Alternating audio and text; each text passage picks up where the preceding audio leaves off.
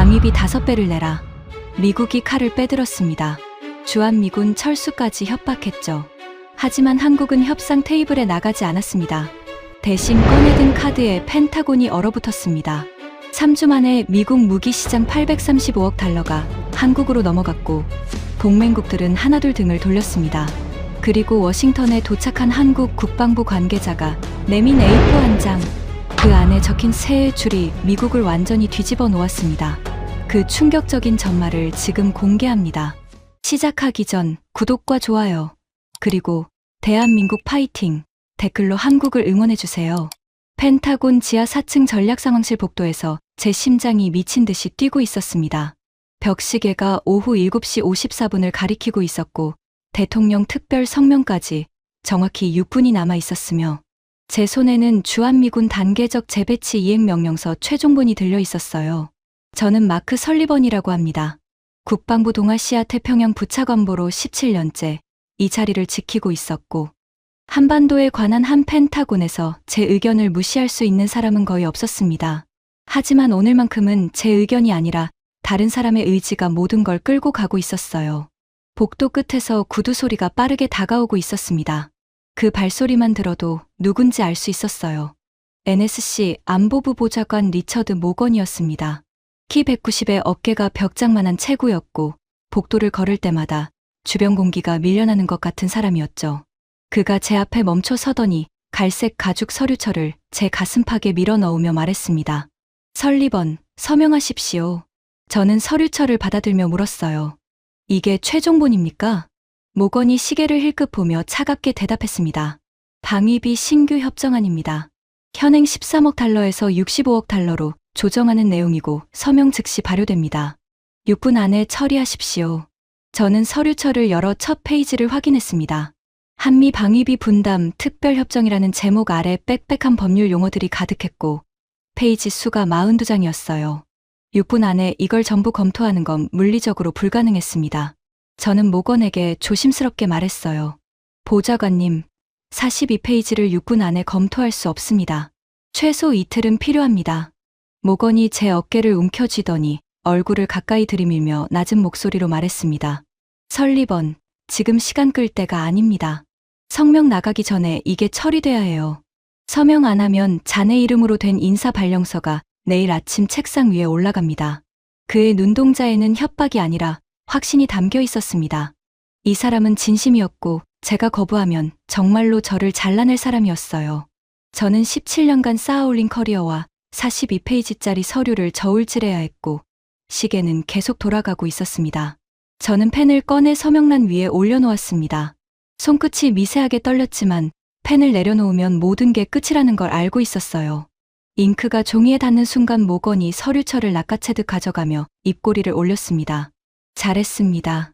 이게 끝나면 한국은 48시간 안에 무릎 꿇어요. 저는 그 말을 듣고 고개를 끄덕였습니다. 솔직히 저도 그렇게 믿고 있었어요. 17년간 한반도를 다뤄온 경험상 한국은 안보 위협 앞에서 매번 양보했고 이번에도 다르지 않을 거라고 확신했습니다. 모건이 서류철을 들고 복도를 걸어 나가는 순간 반대편에서 한국 국방부 연락관이 나타났습니다. 워싱턴 주재 한국 국방무관실 소속 대령이었고 그는 모건과 스쳐 지나가며 저를 보더니 멈춰섰어요. 설리번 부차관보님, 강민호 본부장님께서 전달하라는 메시지가 있습니다. 저는 그를 보며 물었습니다. 무슨 메시지입니까? 대령이 주머니에서 접힌 메모지 하나를 꺼내 제게 건네며 조용히 말했어요. 협정 부속 8조를 확인하셨습니까? 그 한 줄이었습니다. 저는 메모지를 보며 미간을 찌푸렸어요. 부속 8조라니 방금 42페이지를 검토하지도 못하고 서명한 상태였는데 부속 조항까지 확인할 여유가 어디 있었겠습니까? 저는 메모지를 주머니에 넣으며 대령에게 말했습니다. 확인하겠습니다. 감사합니다. 대령이 고개를 숙이고 걸어 나갔고 저는 그의 뒷모습을 보며 생각했습니다. 경고인지 형식적 전달인지 알 수 없었지만 지금은 성명 발표에 집중해야 했고 부속 조항은 나중에 확인하면 된다고 판단했어요. 그게 제 첫 번째 실수였습니다. 상황실 안으로 들어서자 대형 스크린 3개가 정면에서 푸른 빛을 뿜고 있었고 중앙 스크린에는 백악관 브리핑룸 실시간 영상이 표시되어 있었으며 좌우 스크린에는 서울 증시 지수와 한반도 군사 배치 현황이 나란히 띄워져 있었습니다. 참모 8명이 스크린 앞에 서서 긴장된 표정으로 화면을 보고 있었고, CIA 동아시아 분석관 2명이 별도 모니터로 한국 언론 속보를 실시간 추적하고 있었어요. 대통령이 단상으로 걸어 나왔습니다. 원고를 펼치며 카메라를 정면으로 응시했고 상황실 안이 순간적으로 조용해졌어요. 오늘 저는 한미 동맹의 미래에 관한 중대한 결정을 발표합니다. 주한미군 전력 재배치를 단계적으로 실행하며 동시에 방위비 분담금을 현실에 맞게 조정할 것을 한국 정부에 공식 요청합니다. 상황실 안에서 누군가 숨을 들이켰고 스크린 속 기자석에서 플래시가 터지기 시작했습니다. 저는 팔짱을 낀 채 화면을 보며 예상대로라고 생각했어요. 이 성명은 2주 전부터 준비됐고 모건이 설계한 시나리오의 첫 단추가 끼워진 거였습니다. CIA 분석관이 제 옆으로 다가와 조용히 말했어요. 서울 증시 선물지수 급락 시작했습니다. 서킷 브레이커 발동 직전입니다. 저는 고개를 끄덕이며 내심 만족했습니다. 시장이 먼저 흔들리고 여론이 공포에 빠지면 한국 정부는 협상 테이블로 나올 수밖에 없었어요. 모건의 작전은 단순하지만 효과적이었습니다. 첫째, 철수 발표로 안보 공포 유발. 둘째, 증시 폭락으로 경제 패닉 조성. 셋째, 48시간 안에 방위비 65억 달러 수용. 이 세 단계가 순서대로 작동하면 한국은 선택의 여지가 없을 거였죠. 성명이 끝나고 스크린 속 기자들이 술렁이기 시작했습니다. 국방부 연락관이 보고했어요. 서울에서 NSC 긴급 소집됐습니다. 국방장관과 외교장관이 용산으로 들어가고 있습니다. 저는 예상대로라고 중얼거렸습니다. 혼란이 시작됐고 48시간 타이머가 돌아가기 시작한 거였어요. 모건의 작전을 이해하려면 그 사람이 어떤 인간인지부터 알아야 합니다. 리처드 모건은 월스트리트 출신이었습니다. 투자은행에서 15년간 인수합병을 전문으로 했고 상대 기업의 약점을 파고들어 헐값에 사들이는 걸 업으로 삼았던 사람이에요. 정치에 입문한 건 돈 때문이 아니라 권력 때문이었고 NSC 안보부 보좌관 자리에 오른 뒤로는 동맹국을 거래 상대로 보기 시작했습니다. 제가 처음으로 모건의 본색을 본 건 부임 직후 열린 동아시아 전략회의에서였어요. 회의실에는 국방부와 국무부 고위 관료 12명이 모여 있었고 모건이 스크린에 한미 방위비 분담 현황 그래프를 띄우며 말했습니다. 여러분, 이 그래프를 보십시오. 한국은 현재 13억 달러를 내고 있습니다. 우리가 주한미군 유지에 쓰는 비용은 연간 50억 달러입니다. 차액 37억 달러를 누가 부담하고 있습니까? 국무부 차관보가 조심스럽게 대답했어요. 하지만 한국은 별도로 기지 건설비와 인력 지원비를 부담하고 있고 총액으로 보면 상당한 수준입니다. 모건이 손을 저으며 끊었습니다. 상당한 수준이라는 표현은 월스트리트에서 쓰지 않습니다. 숫자로 말하십시오. 한국이 내는 13억 달러는 우리 국방 예산 8,860억 달러의 0.15%도 안 됩니다. 이건 팁이에요. 레스토랑에서 웨이터한테 주는 팁. 몇몇 참석자가 불편한 표정을 지었지만 아무도 반박하지 않았습니다. 모건은 그런 침묵을 동의로 해석하는 사람이었어요. 그가 스크린을 전환하며 계속 말했습니다. 한국 GDP가 1조 7천억 달러입니다. 65억 달러는 GDP의 0.4%도 안 돼요. 이 정도면 한국 입장에서도 합리적인 수준입니다. 문제는 한국이 공짜로 안보를 누려왔다는 인식이 없다는 겁니다. 그걸 일깨워줘야 합니다. 저는 그때 조심스럽게 끼어들었어요. 보좌관님, 방위비 5배 인상은 한국 내 여론을 극도로 악화시킬 수 있습니다. 반미 감정이 확산되면 오히려 동맹 기반 자체가 흔들립니다. 모건이 저를 보며 비웃듯 말했습니다. 설리번, 자네가 17년간 한국을 다뤘으니까 묻겠습니다. 한국이 지금까지 방위비 협상에서 단 한 번이라도 우리 요구를 끝까지 거부한 적 있습니까? 저는 대답하지 못했습니다. 솔직히 없었어요. 한국은 매번 처음에는 강하게 반발했지만 결국 일정 수준에서 양보했고 협상은 미국의 의도대로 마무리됐습니다. 모건이 제 침묵을 확인하더니 회의실 전체를 둘러보며 선언하듯 말했어요. 한국은 겁쟁이입니다. 북한 카드를 흔들면 지갑을 열어요. 주한미군 철수를 언급하면 청와대가 발칵 뒤집히죠. 17년간 단 한 번도 예외가 없었습니다. 이번에도 마찬가지일 겁니다. 그날 회의가 끝난 뒤 모건이 복도에서 국방부 차관과 걸으며 한 말을 저는 우연히 들었습니다. 그리고 그 말이 지금까지 제 머릿속에 박혀 있어요. 한국은 동아시아의 ATM이야. 비밀번호만 알면 돈이 나오는 기계라고. 비밀번호가 뭔지 알아? 주한미군 철수 네 글자야. 그가 웃으며 차관의 어깨를 쳤고 차관도 따라 웃었습니다. 저는 복도 모퉁이에 서서 그 광경을 지켜보며 불쾌했지만 동시에 모건의 판단이 틀리지 않았다는 생각도 했어요. 17년간 제가 본 한국은 실제로 그랬으니까요. 모건의 작전은 3주에 걸쳐 설계됐습니다. 코드명은 퍼시픽 레버리지였고 핵심 골자는 이랬어요.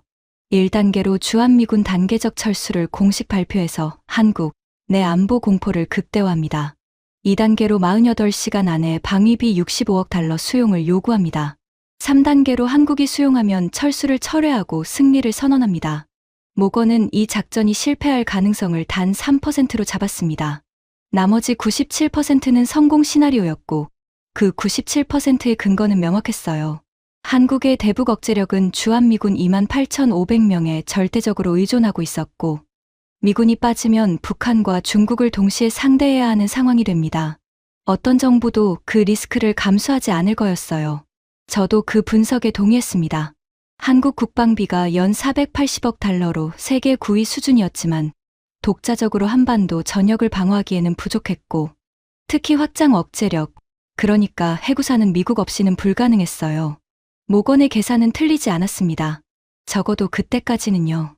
성명 발표 뒤 저는 상황실에서 한국의 반응을 실시간으로 모니터링하고 있었습니다.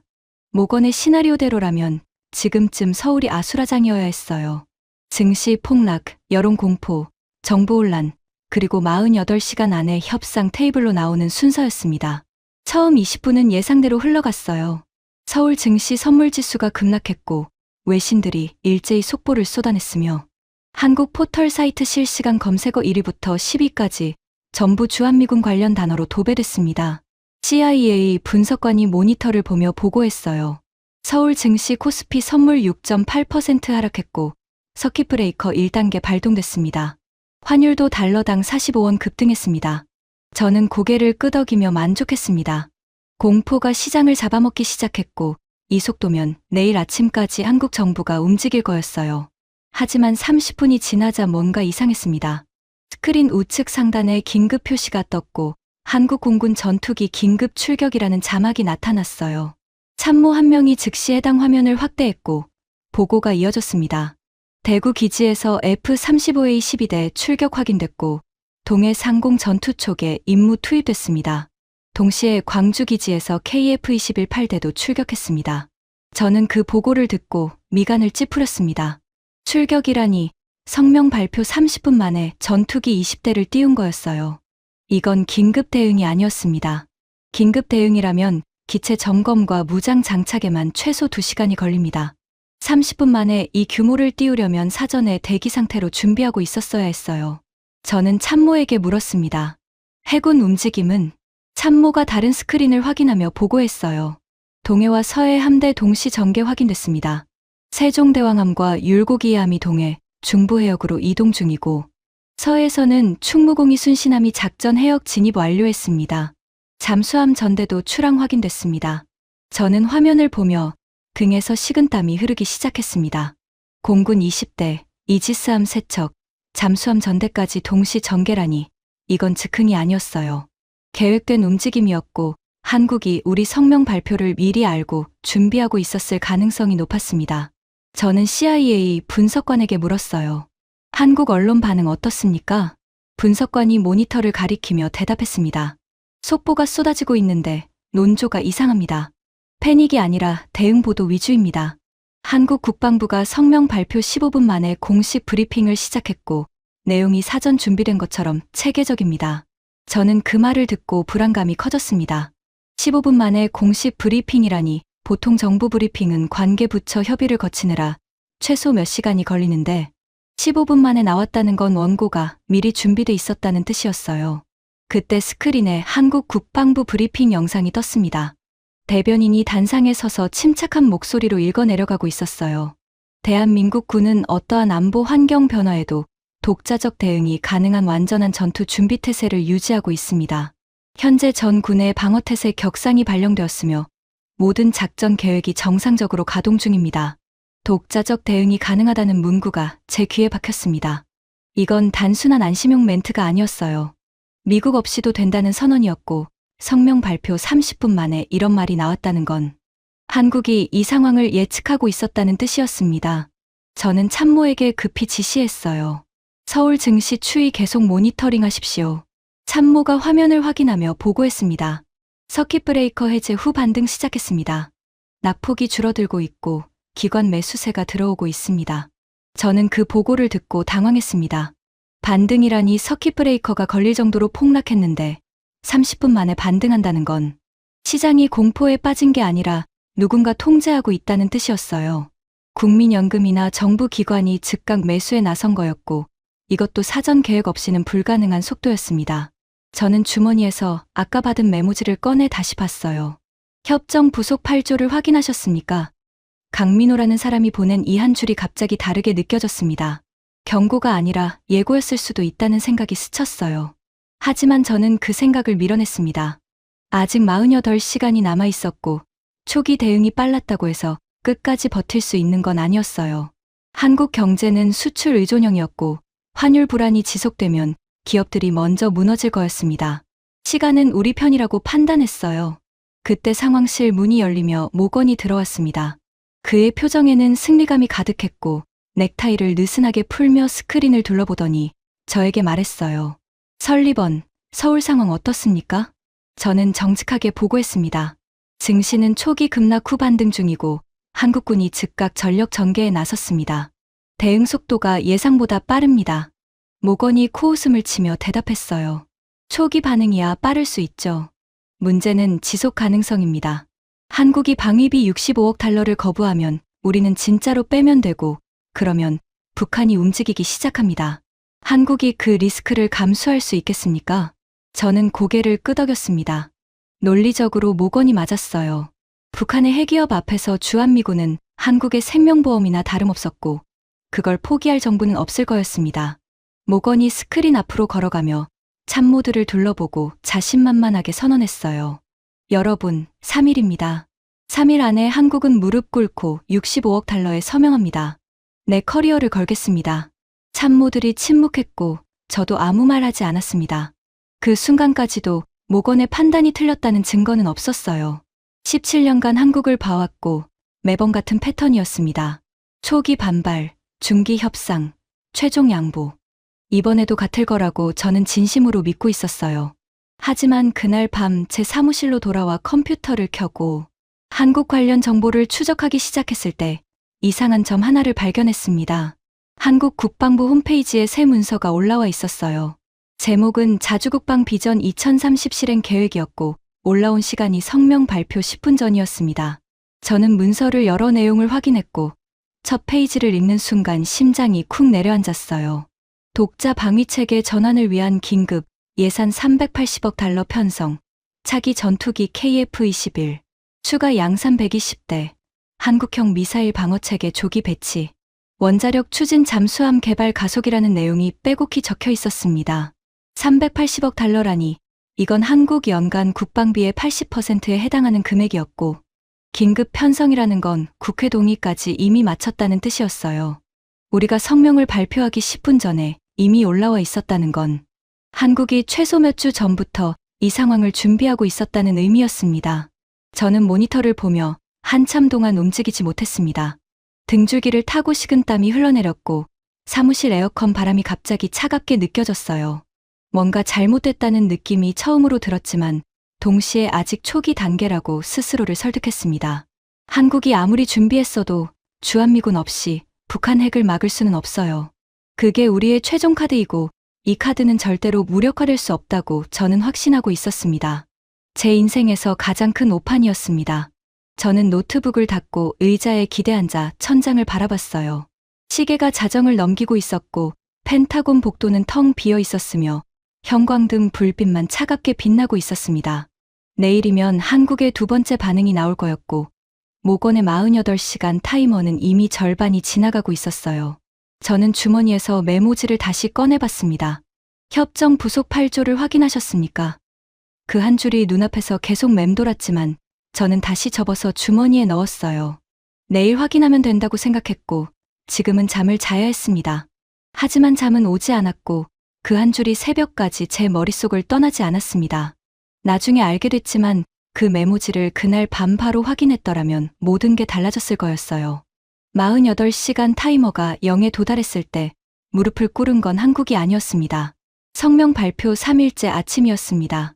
저는 펜타곤 제 사무실에서 한국 국방부에 보낸 협상 일정 조율 요청서의 회신을 기다리고 있었고 컴퓨터 화면에는 새벽부터 들어온 메일 47통이 쌓여 있었으며 전부 한국 관련 상황 보고서였어요. 48시간은 이미 지났습니다. 모건이 장담했던 마감 시한이 넘어갔고 한국 정부는 공식적으로 어떤 답변도 보내오지 않았어요. 침묵이었습니다. 완벽한 침묵. 저는 한국 국방부 국제협력관실에 3차례 공식 서한을 보냈고 3번 다 동일한 답변이 돌아왔습니다. 검토 중입니다. 2 글자였어요. 검토 중. 저는 그 답변을 보며 당황했지만 동시에 시간 끌기 전략이라고 해석했습니다. 한국이 내부 의견을 조율하는 중이고 곧 협상 테이블로 나올 거라고 판단했어요. 하지만 모건은 다르게 반응했습니다. 그날 오전 9시에 모건이 제 사무실 문을 발로 차듯 열며 들어왔고 얼굴이 불그락푸르락한 상태였어요. 손에는 구겨진 서류 뭉치가 들려 있었고 그걸 제 책상 위에 내던지며 소리쳤습니다. 설리번, 감히 한국이 미국을 기다리게 합니까? 저는 서류를 펴보며 조심스럽게 대답했어요. 한국 측은 검토 중이라고 회신했습니다. 아직 협상 거부는 아닙니다. 모건이 주먹으로 책상을 내리치며 말했습니다. 검토 중이라는 건 거부보다 더 모욕적입니다. 우리가 뭡니까? 세계 최강국입니다. 한국 같은 나라가 우리한테 검토 중이라고 답변을 보내요. 모건의 얼굴 근육이 경련하듯 떨리고 있었고 목에 핏줄이 튀어나와 있었으며 저는 그를 17년 동안 봤지만 이렇게까지 격앙된 건 처음이었어요. 아니, 모건을 본 건 부임 후 6개월밖에 안 됐지만 이 정도 분노는 처음 목격했습니다. 모건이 숨을 고르더니 차갑게 말했어요. 압박 수위를 올립니다. 주한미군 기지 폐쇄 일정을 공개하십시오. 용산, 평택, 오산, 군산 순서로 6개월 안에 완전 철수한다는 일정표를 언론에 흘리십시오. 저는 그 지시를 듣고 긴장했습니다. 기지 폐쇄 일정 공개라니 이건 협박의 수위를 넘어서는 거였고 실제 이행을 전제로 하는 움직임이었어요. 저는 조심스럽게 반론했습니다. 보좌관님, 기지 폐쇄 일정까지 공개하면 한국 여론이 반미로 완전히 돌아설 수 있습니다. 오히려 역효과가 날 수 있어요. 모건이 저를 노려보며 단호하게 말했습니다. 역효과는 한국이 걱정할 일입니다. 설리번, 자네는 지시대로 하면 돼요.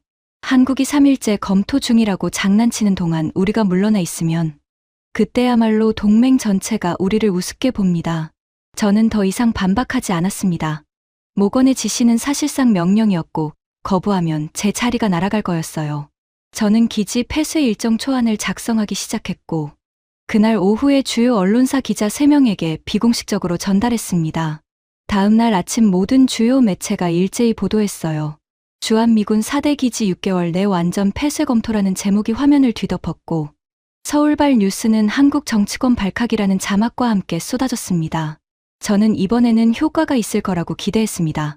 기지 폐쇄까지 나왔으니 한국 정부가 더 이상 버틸 명분이 없어질 거라고 판단했어요. 하지만 5일째 아침, 제 예상을 완전히 뒤엎는 일이 벌어졌습니다. 한국 국방부가 긴급 기자회견을 열었고 국방부 장관이 직접 단상에 섰습니다. 저는 사무실 모니터로 생중계를 시청했고 장관의 첫마디에 등골이 서늘해졌어요. 대한민국은 방위비 협상에 참여하지 않기로 결정했습니다. 동시에 독자 방위 태세 전환을 위한 특별 예산 380억 달러를 긴급 편성하며 국회 동의를 완료했습니다. 저는 모니터를 보며 얼어붙었습니다. 협상 불참이라니 검토 중이라는 답변이 시간 끌기가 아니라 거부, 준비 기간이었다는 뜻이었어요. 한국은 처음부터 협상할 생각이 없었고 5일 동안 독자 방위 예산 편성과 국회 동의를 마친 거였습니다. 장관이 계속 발표했어요. 자주국방 비전 2030에 따라 다음 사항을 즉시 실행합니다. 첫째, KF-21 전투기 추가 양산 120대. 둘째, 한국형 미사일 방어체계 천궁3 전국 배치. 셋째, 원자력 추진 잠수함 건조 착수. 넷째, 우주 기반 조기 경보 위성 3기 발사. 총 투자 규모 380억 달러이며 향후 5년간 단계적으로 집행합니다. 제 손이 떨리기 시작했습니다. 380억 달러라니 이건 모건이 요구한 65억 달러의 거의 6배였고 한국은 그 돈을 미국에 내는 대신 자국 방위력 강화에 쏟아붓겠다는 선언이었어요. 경제적으로 따지면 미국이 매년 65억 달러를 받는 것보다 한국이 독자적으로 380억 달러를 쓰는 게 한국에게 훨씬 유리한 투자였습니다. 방위비는 미국에 넘기면 끝이지만 독자 방위 투자는 기술과 일자리와 산업으로 돌아오니까요. 저는 즉시 모건에게 전화를 걸었고 그가 받았습니다. 보좌관님, 한국이 협상 불참을 공식 발표했습니다. 독자 방위 예산 380억 달러를 편성했습니다. 모건이 3초간 침묵하다가 비웃듯 대답했어요. 허세입니다. 380억 달러를 어디서 끌어옵니까? 한국 경제가 그 부담을 견딜 수 없어요. 잊으면 철회합니다. 압박 유지하십시오. 저는 전화를 끊고 모니터를 다시 봤습니다. 브리핑이 끝난 뒤 서울 증시 반응이 나타나고 있었어요. 놀랍게도 코스피가 상승하고 있었습니다. 방산주가 일제히 상한가를 기록했고 한화에어로스페이스, 현대로템, LI진엑스원이 동반 급등했으며 외국인 투자자들이 한국 방산주를 대량 매수하기 시작했어요. 시장은 한국의 독자 방위 선언을 위기가 아니라 기회로 해석하고 있었습니다. 이건 모건의 시나리오에 없던 반응이었어요. 독자 방위 선언 나흘 후 저는 펜타곤 3층 국제군사협력실에서 CIA 동아시아 국장 로버트 맥과이어와 마주 앉아 있었고 그가 태블릿을 건네며 조용히 말했습니다. 설리번, 이거 보십시오. 어제 밤 입수된 정보입니다. 저는 태블릿 화면을 받고 숨이 막혔습니다. 화면에는 폴란드 국방부 공식 문서가 표시되어 있었고 제목은 차기 주력 전차 및 자주포 도입 최종 결정이었어요. 내용을 읽어 내려가는 순간 제 손에서 태블릿을 떨어뜨릴 뻔했습니다. 폴란드 정부는 기존 미국 M1A 에이브람스 전차 도입 계획을 전면 백지화하고 한국산 K2 전차 480대와 K9 자주포 672문을 도입하기로 최종 결정했습니다. 계약 규모는 총 280억 달러이며 1차 물량은 계약 체결 후 18개월 내에 인도 예정입니다. 280억 달러라니 이건 단일 방산 계약으로는 역대 최대 규모에 가까웠고 원래 미국 무기를 사기로 했던 물량이 통째로 한국으로 넘어간 거였어요. 저는 맥과이어에게 물었습니다. 왜 전환했습니까? 에이브람스 도입이 거의 확정 단계였는데요. 맥과이어가 태블릿을 조작하며 폴란드 국방장관의 비공개 발언 기록을 보여줬어요. 한국 무기는 미국 무기 대비 성능이 동등하거나 우수하면서 가격은 40% 저렴합니다. 납기도 미국이 36개월 걸리는 걸 한국은 12개월에 맞춰줍니다. 우리가 왜 더 비싸고 더 늦게 오는 무기를 사야 합니까? 저는 그 발언을 읽으며 가슴이 답답해졌습니다. 40% 저렴하고 납기가 3배 빠르다니 이건 가격 경쟁이 아니라 차원이 다른 이야기였어요. 미국 방산업체들이 관료적 절차와 의회 승인 과정 때문에 납기가 늘어지는 동안 한국은 실물을 찍어서 보내고 있었습니다. 저는 맥과이어에게 물었어요. 이게 한국의 주한미군 사태와 관련이 있습니까? 맥과이어가 고개를 끄덕이며 대답했습니다. 직접적으로 연결됩니다. 폴란드는 우리가 한국에 철수 카드를 꺼낸 걸 보고 미국이 동맹국을 협박 수단으로 쓴다는 인식을 갖게 됐습니다. 그래서 미국 무기 의존도를 줄이려는 움직임이 나온 겁니다. 저는 그 분석을 듣고 등에서 식은땀이 흘렀습니다. 우리가 한국을 압박하려고 꺼낸 카드가 다른 동맹국들에게까지 충격을 준 거였어요. 미국이 한국한테 이럴 수 있으면 우리한테도 그럴 수 있다는 공포가 번지고 있었습니다. 저는 즉시 모건에게 보고서를 올렸어요. 제목은 폴란드 M1A 도입 백지화 및 한국 K2 전환 결정이었고 내용에는 280억 달러 규모 계약 상실과 동맹국 신뢰 하락 우려를 포함시켰습니다. 모건의 답장은 30분 후에 왔고 단 한 줄이었어요. 일시적 현상입니다. 유럽은 결국 미국으로 돌아옵니다. 저는 그 답장을 보며 한숨을 쉬었습니다. 모건은 여전히 현실을 인정하지 않고 있었어요. 폴란드 계약 소식이 전해진 바로 다음 날 더 큰 충격이 왔습니다. 저는 사무실에서 아침 브리핑 자료를 정리하고 있었고 커피잔을 들어 올리는 순간 CIA에서 긴급 보고가 들어왔어요. 맥과이어가 직접 전화를 걸어왔고 목소리가 긴장되어 있었습니다.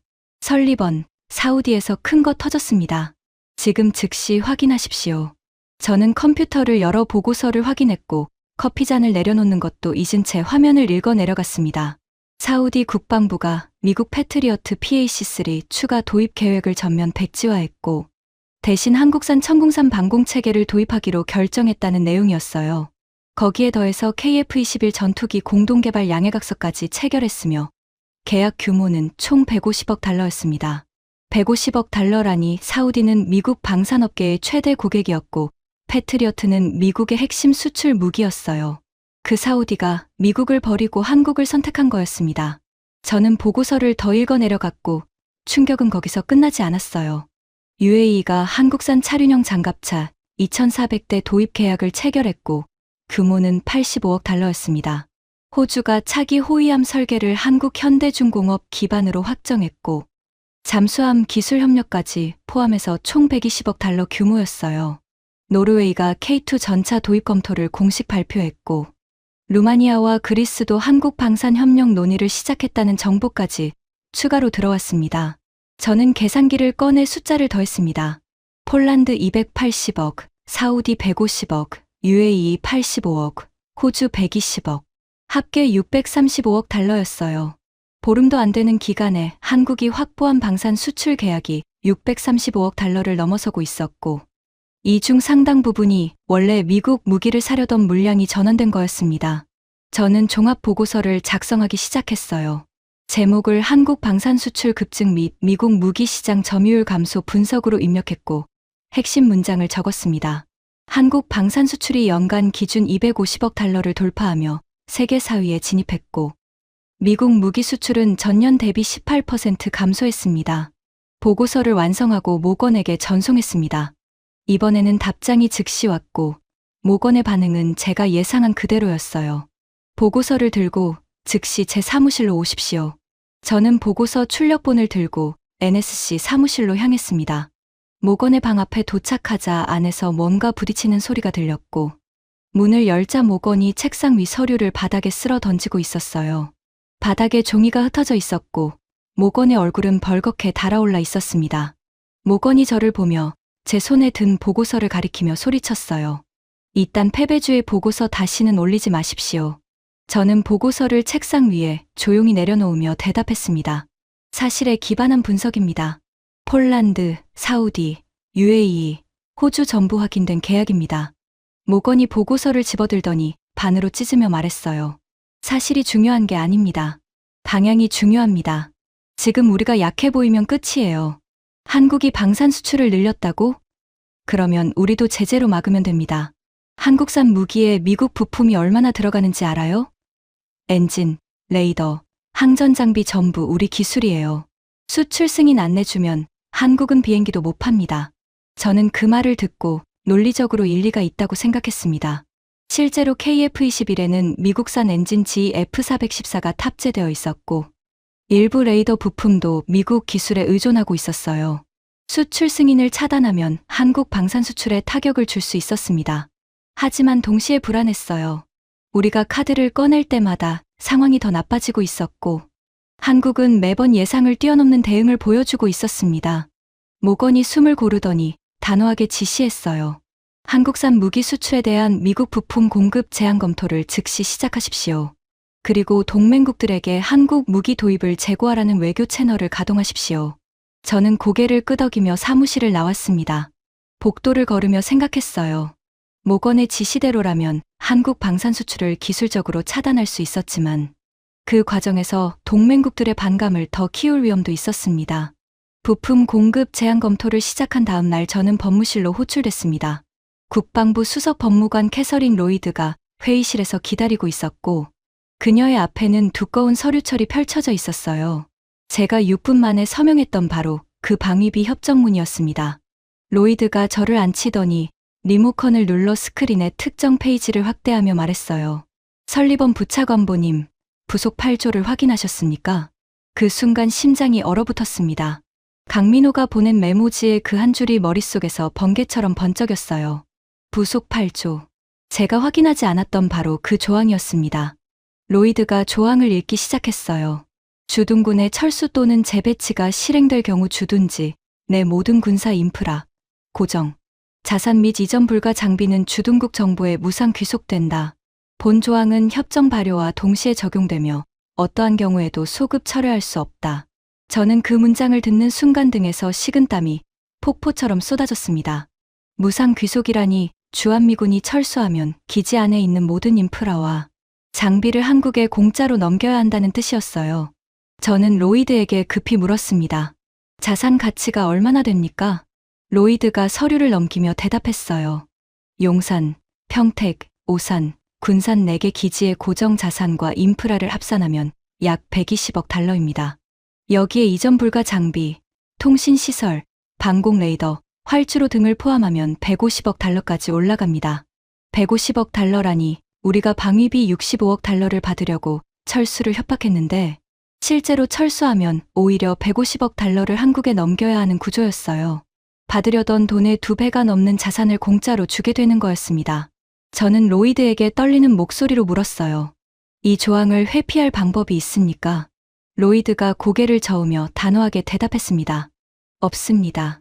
부속 8조는 양국 국회 비준을 받은 조항이고 일방 철회가 불가능합니다. 설리번 부차관보님, 이 조항은 원래 한미 양측이 합의한 안전장치였습니다. 철수를 경솔하게 결정하지 못하도록 하는 브레이크 역할이었는데 지금 우리가 스스로 그 브레이크를 밟으면서 동시에 악셀을 밟고 있는 겁니다. 저는 의자에 주저앉으며 생각했습니다. 강민호가 첫날 보낸 메모지가 지금에서야 완전히 이해됐어요. 부속 8조를 확인하셨습니까? 그건 경고가 아니었습니다. 우리가 이미 함정에 빠졌다는 알림이었어요. 철수를 발표한 순간 부속 8조가 자동 발동됐고 우리는 철수를 강행하면 150억 달러를 잃고 철회하면 체면을 잃는 진퇴양난에 빠진 거였습니다. 저는 즉시 모건에게 보고했어요. 모건의 반응은 예상대로였습니다. 모건이 책상을 내리치며 소리쳤어요. 그딴 조항 무시하면 됩니다. 힘이 법이에요.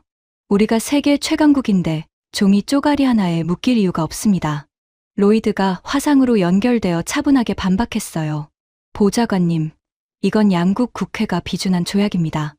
무시하면 국제법 위반이고 다른 동맹국과의 모든 주둔 협정에도 영향을 미칩니다. 일본, 독일, 이탈리아 주둔군 협정까지 흔들릴 수 있습니다. 모건이 화면을 노려보며 말했어요. 그러면 어떻게 하라는 겁니까? 철수도 못하고 철회도 못하고? 로이드가 침착하게 대답했습니다. 현재 가장 현실적인 옵션은 한국과 재협상을 통해 부속 8조를 수정하는 겁니다. 하지만 한국이 협상 테이블에 나와야 가능합니다. 모건이 비웃으며 말했어요. 한국이 협상 거부한다며? 그럼 끌어내야죠. 설리번, 추가 압박 방안 준비하십시오. 저는 고개를 끄덕이며 화상회의를 끊었습니다. 사무실로 돌아와 의자에 앉아 천장을 보며 생각했어요. 추가 압박이라니 지금까지 압박할 때마다 상황이 악화됐고 한국은 매번 더 강하게 돌아왔으며 이제는 법적으로까지 우리가 묶여 있었습니다. 부속 8조 발견 이틀 후 예상치 못한 곳에서 전화가 왔습니다. 일본 방위성이 비공식 채널로 긴급 메시지를 보내왔고 내용은 저를 더욱 불안하게 만들었어요. CIA 맥과이어가 직접 가져온 그 메시지의 핵심은 이랬습니다. 한국의 독자 방위 체계가 완성될 경우 동아시아 군사 균형에 중대한 변화가 발생합니다. 미국의 주한미군 철수 결정 재고를 강력히 요청합니다. 저는 맥과이어에게 물었어요. 일본이 왜 한국 편을 듭니까? 맥과이어가 의자에 기대앉으며 설명했습니다. 한국 편을 드는 게 아닙니다. 자기들이 무서운 겁니다. 한국이 미국 없이 독자 방위에 성공하면 일본의 미일 동맹 의존 명분도 사라집니다. 일본 국내에서 그러면 우리도 방위비를 왜 내냐는 여론이 나올 거고 주일미군 존재 자체가 흔들릴 수 있어요. 저는 그 분석을 듣고 소름이 돋았습니다. 우리가 한국을 압박하려고 꺼낸 카드가 일본까지 흔들고 있었어요. 한국 하나를 치려다가 동아시아 동맹 구조 전체가 흔들리는 거였습니다. 맥과이어가 태블릿을 꺼내 추가 정보를 보여주며 계속 말했어요. 그리고 이게 더 심각합니다. 일본이 한국 방산 기술 협력을 타진하기 시작했습니다. 미쓰비시중공업이 한국 하나에어로스페이스에 비공식 협촉했고 KF-21 엔진 공동 개발을 제안했다는 정보가 들어왔습니다. 저는 화면을 보며 말문이 막혔습니다. 일본이 한국과 방산 협력이라니 역사적 갈등 때문에 군사 분야에서는 절대 손잡지 않을 거라고 봤던 두 나라가 미국 때문에 오히려 가까워지고 있었어요. 저는 맥과이어에게 물었습니다. 나토 반응은 어떻습니까? 맥과이어가 고개를 끄덕이며 대답했어요. 나토 사무총장이 비공식 성명을 냈습니다. 동아시아 안보 구조 변화가 유럽 안보에도 파급 효과를 미칠 수 있다는 우려를 표명했고, 특히 폴란드의 한국 무기 도입이 나토 내 무기 표준화에 영향을 준다는 지적이 나왔습니다. 저는 종합 상황을 정리하기 시작했어요. 한국 방산 수출 폭증, 미국 무기 시장 잠식, 동맹국 이탈, 일본의 한국 접근, 나토 우려까지.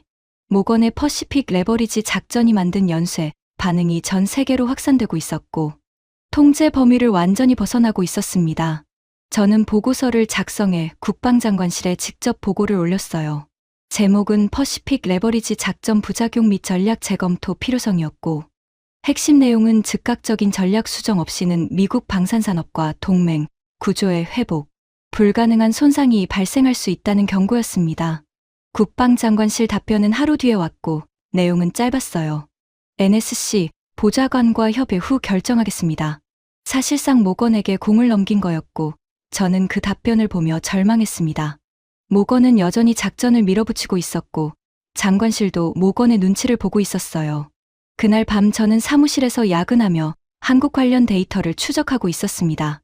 자정이 넘어가고 있었고, 펜타곤 복도는 텅 비어 있었으며 형광등 불빛만 차갑게 빛나고 있었어요. 컴퓨터 화면에 새로운 속보가 떴습니다. 한국 국방과학연구소가 독자 개발 항공기 엔진 시험 가동에 성공했다는 뉴스였어요. KF-21에 탑재할 국산 엔진의 지상 시험이 완료됐고, 추력이 미국산 GF414와 동등한 수준이라는 내용이었습니다. 저는 모니터를 보며 손이 떨렸습니다. 국산 엔진이라니 모건이 마지막 카드로 꺼내려던 미국 부품 공급 차단이 효과를 잃게 되는 거였어요. 한국이 엔진까지 자체 개발하면 미국 부품 의존도가 사라지고, 수출 승인이라는 우리의 마지막 레버리지도 무력화되는 거였습니다. 저는 뉴스를 저장하고 의자에 기대 앉아 눈을 감았습니다. 펜타곤 에어컨 소리만 낮게 울리고 있었고, 복도에서 경비원의 발소리가 간간히 들렸어요. 17년간 한반도를 다뤄왔다고 자부했는데, 지금 벌어지는 일들은 제 경험의 범위를 완전히 벗어나 있었습니다.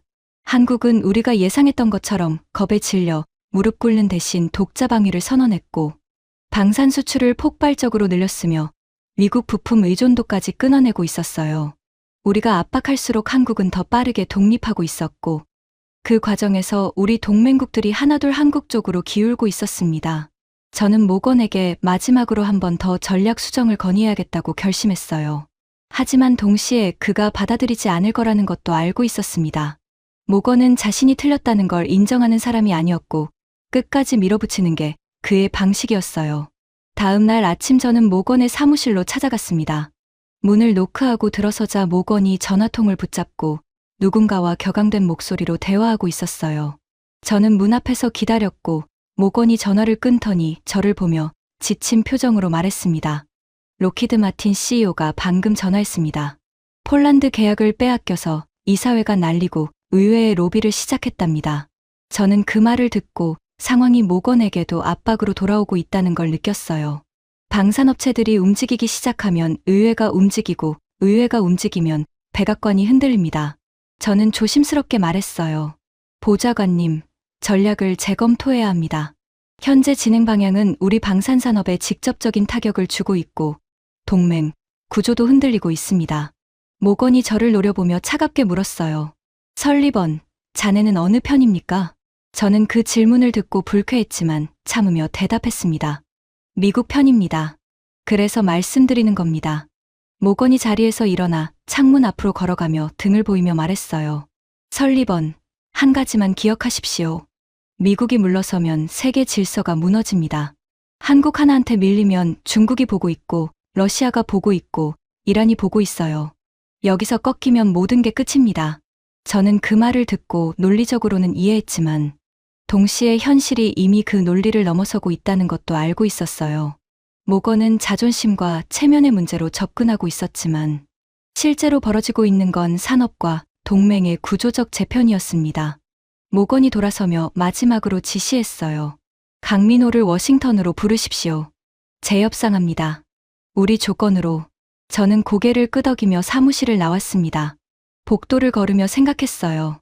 우리 조건으로 재협상한다니. 지금 우리에게 조건을 제시할 카드가 남아있기는 한 건지 저도 확신할 수 없었습니다.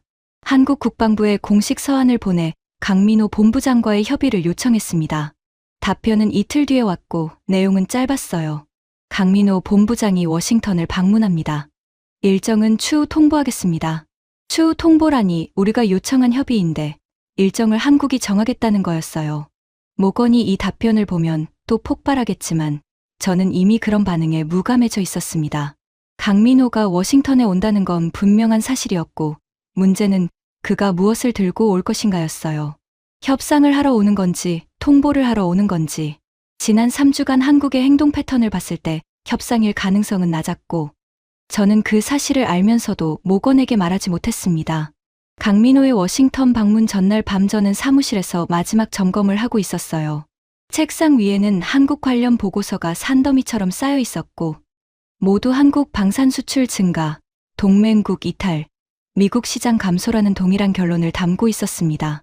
저는 서류를 정리하며 강민호가 올 때 어떤 표정을 짓고 있을지 상상했어요. 처음 메모지를 전달했을 때의 그 사람 표정이 떠올랐습니다. 아무런 감정도 읽을 수 없었던 그 얼굴, 경고도 위협도 아닌 단지 사실을 전달하는 듯한 그 태도. 그게 어쩌면 가장 무서운 거였어요. 내일이면 답이 나올 거였습니다. 하지만 그 답이 우리가 원하는 것이 아닐 거라는 예감이 점점 강해지고 있었어요. 강민호가 워싱턴에 도착한 날은 철수 발표 3주째 되는 날이었습니다. 저는 국방부 본관 3층 협상실에서 테이블 정리를 하고 있었고 오전 10시였지만 블라인드가 내려져 있어 실내는 어두웠으며 타원형 테이블 위에는 물잔과 노트북만 놓여 있었어요. 제 옆에는 모건이 앉아 있었고 법무관 로이드가 그 옆에 서류를 펼쳐놓고 있었으며 CIA 맥과이어가 벽에 기대서 팔짱을 끼고 있었습니다. 모건의 표정은 단단하게 굳어 있었고 턱 근육이 미세하게 움직이고 있었어요. 지난 3주 동안 그는 수면제 없이 잠을 자지 못했다는 소문이 돌고 있었고 실제로 눈 밑에 짙은 그림자가 내려와 있었습니다. 협상실 문이 열리고 강민호가 들어왔습니다.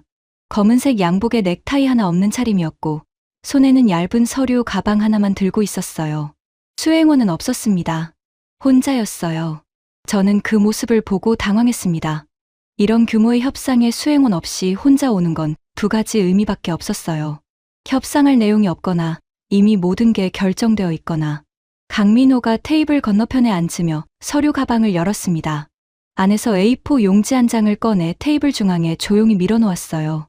저는 그 얇은 종이를 보며 긴장했습니다. 한 장이라니. 두꺼운 협상안이 아니라 단 한 장이었고 이건 협상문이 아니라 통보문이라는 뜻이었어요. 모건이 먼저 입을 열었습니다. 강 본부장, 재협상 조건을 논의하러 오신 거죠? 강민호가 모건을 보며 침착하게 대답했어요. 재협상이 아닙니다. 절차입니다. 모건의 미간이 찌푸려졌고 턱 근육이 다시 움직였어요. 저는 A4 용지를 집어들고 내용을 확인하기 시작했습니다. 제목에는 방위비 협정 정상화 조건이라고 적혀 있었고 본문은 3개 항목으로 구성되어 있었어요. 첫째, 주한미군 철수 계획 전면 철회 및 현행 주둔 규모 보장. 둘째, 방위비 현행 13억 달러, 유지 및 5배 인상한 전면 폐기. 셋째, 한국 방산 수출에 대한 미국의 불간섭 공식 보장.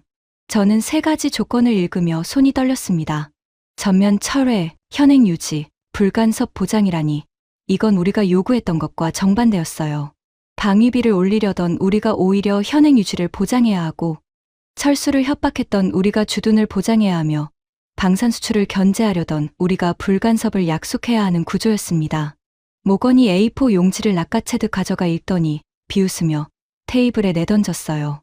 이게 협상입니까? 이건 항복 조건입니다. 미국한테 항복하라는 겁니까? 강민호가 여전히 앉은 채로 조용히 대답했습니다. 항복이 아니라 정상화입니다. 비정상적인 상황을 정상으로 되돌리는 절차입니다. 모건이 자리에서 벌떡 일어나며 목소리를 높였어요. 강 본부장, 우리도 카드가 있습니다. 한국산 무기에 들어가는 미국 부품 수출 승인을 차단할 수 있어요. 한국 방산 수출이 한순간에 멈춥니다.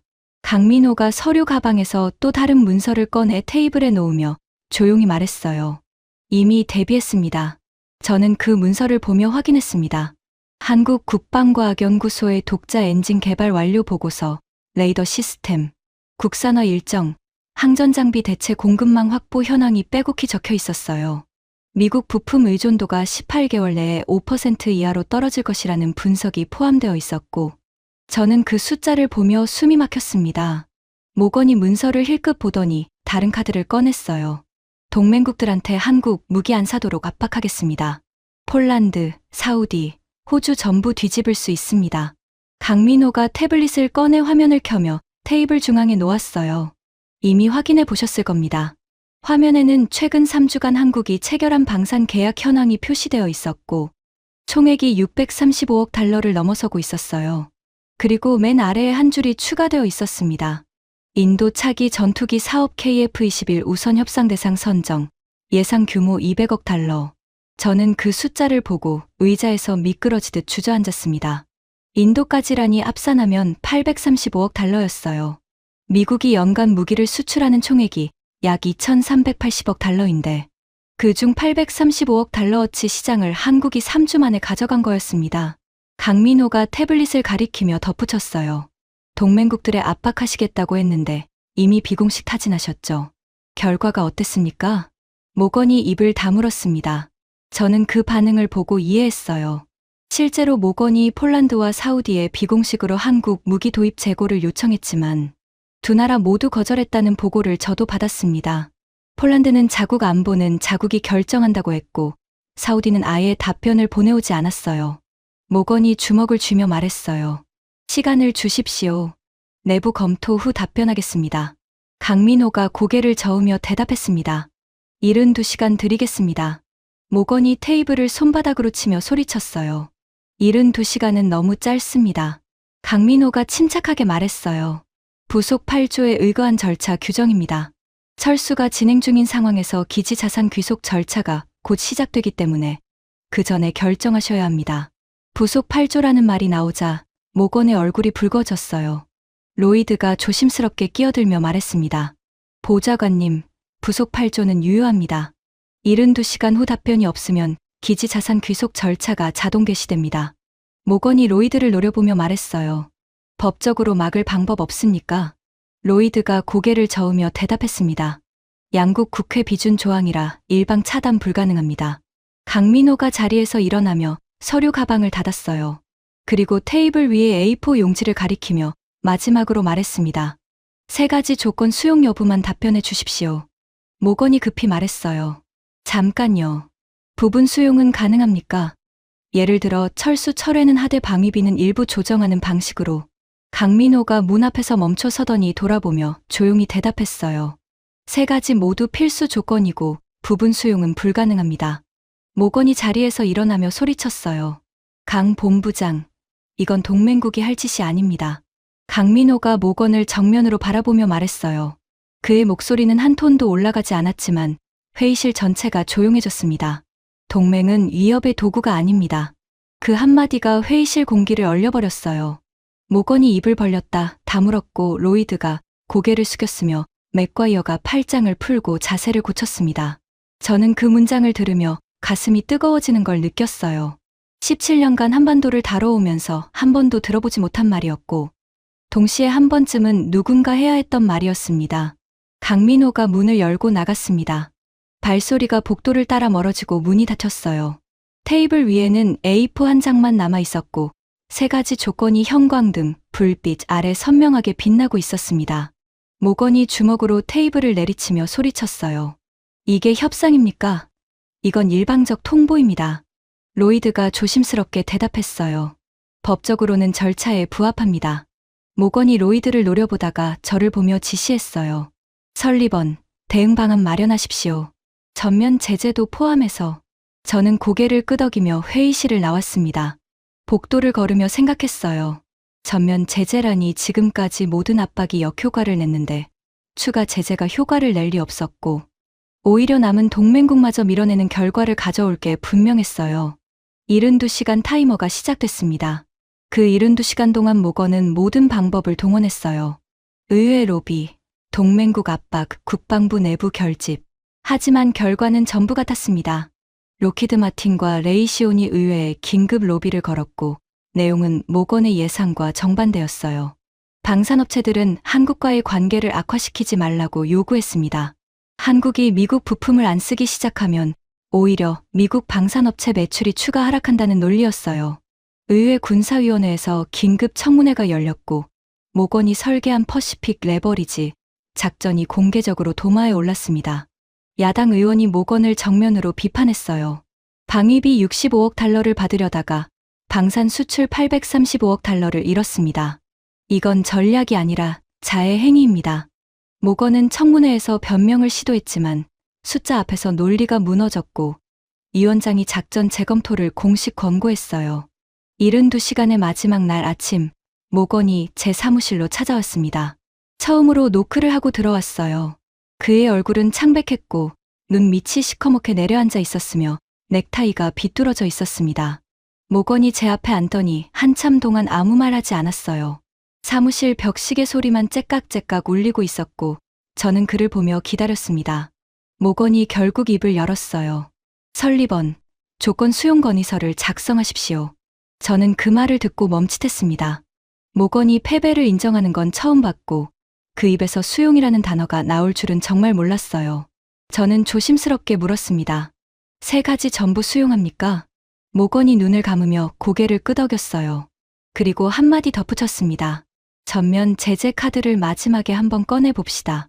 하나라도 깎을 수 있으면. 저는 그 말을 듣고 알겠다고 대답했지만 이미 결과를 알고 있었어요.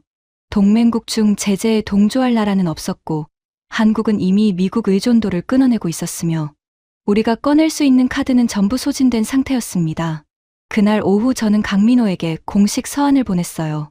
3가지 조건 전면 수용이라는 내용이었고 서한을 보내는 순간 제 손이 미세하게 떨렸습니다. 답장은 1시간 만에 왔고 내용은 짧았어요. 확인했습니다. 공식 서명은 내일 오전 진행하겠습니다.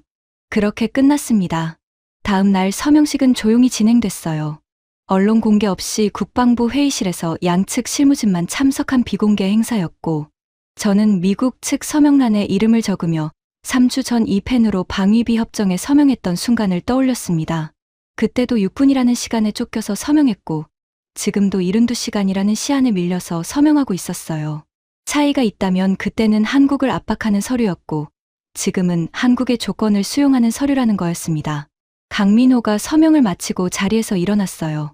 저와 눈이 마주쳤고 그가 작게 고개를 숙이며 인사했습니다. 저도 고개를 숙였어요. 적대적인 분위기는 아니었습니다. 오히려 3주간의 긴장이 끝나고 양쪽 모두 안도하는 느낌이었어요. 강민호가 회의실을 나가기 전 저에게 다가와 조용히 말했습니다. 설리번 부차관보님, 한 가지만 말씀드려도 되겠습니까? 저는 고개를 끄덕였어요. 강민호가 저를 보며 말했습니다. 저희 아버지가 주한미군 카투사 출신이셨습니다. 미군과 함께 훈련하고 함께 근무하며 동맹이 무엇인지 몸으로 배우신 분이셨어요. 아버지는 돌아가시기 전까지 한미동맹을 자랑스러워하셨습니다. 저는 그 말을 들으며 가슴이 뜨거워졌어요. 강민호가 계속 말했습니다. 동맹은 함께 싸우는 것이지 한쪽이 다른 쪽을 위협하는 게 아닙니다. 아버지가 계셨다면 이렇게 말씀하셨을 겁니다. 동맹은 어깨를 나란히 하는 것이지 목을 조르는 게 아니라고. 저는 대답하지 못했습니다. 목이 메었고 눈시울이 뜨거워졌어요. 강민호가 작게 미소 지으며 고개를 숙이고 회의실을 나갔습니다. 저는 빈 회의실에 홀로 앉아 한참 동안 움직이지 못했어요. 테이블 위에는 서명이 끝난 합의문만 놓여 있었고 형광등 불빛이 차갑게 내리쬐고 있었습니다. 17년이었습니다. 17년간 한반도를 다뤄오면서 저는 한국을 전략적 자산으로만 봤어요. 주한미군이라는 카드가 있으니까 한국은 언제든 통제할 수 있다고 믿었고 방위비를 올리면 투덜거리다가 결국 내겠거니 했습니다. 모건이 한국을 ATM이라고 불렀을 때 저는 불쾌했지만 동시에 틀리지 않았다고도 생각했어요. 하지만 이번에 한국은 달랐습니다. 겁에 질려 무릎 꿇는 대신 독자 방위를 선언했고 세계 시장에서 미국 무기를 밀어내기 시작했으며 우리가 꺼낸 모든 카드를 무력화시켰어요. 그리고 마지막에는 우리가 조건을 수용하는 자리에 앉게 만들었습니다. 한국이라는 나라를 다시 생각해야 했어요. 보릿고개에서 시작해 반도체 세계 1위를 만든 나라. 전쟁의 폐허에서 세계 10위 경제를 일으킨 나라. 그리고 이제 방산 수출 세계 4위에 오르며 독자방위까지 완성해가는 나라. 이 나라를 ATM이라고 불렀다니 부끄러웠습니다. 강민호가 했던 말이 계속 맴돌았어요. 동맹은 위협의 도구가 아닙니다. 그리고 동맹은 어깨를 나란히 하는 것이지 목을 조르는 게 아닙니다. 17년 만에 처음으로 한국이라는 나라를 제대로 본 것 같았어요. 압박하면 굴복하는 약한 나라가 아니라 위기 앞에서 더 강해지는 나라. 밀어붙이면 밀려나는 게 아니라 밀어붙인 쪽이 오히려 밀려나는 나라. 그게 대한민국이었습니다. 사무실로 돌아와 컴퓨터를 켜고 마지막 보고서를 작성하기 시작했어요.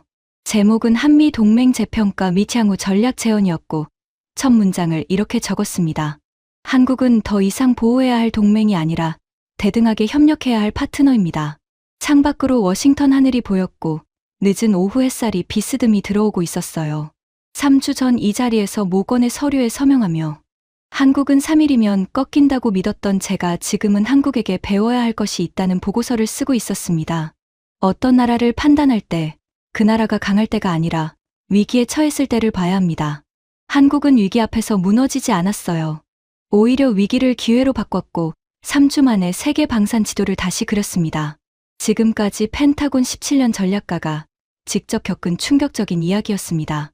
대한민국의 저력을 더 많은 분들이 알 수 있도록 이 이야기를 널리 공유해 주세요. 작은 관심이 큰 자부심을 만듭니다. 구독과 좋아요도 부탁드립니다. 지금까지 감동테라였습니다. 감사합니다.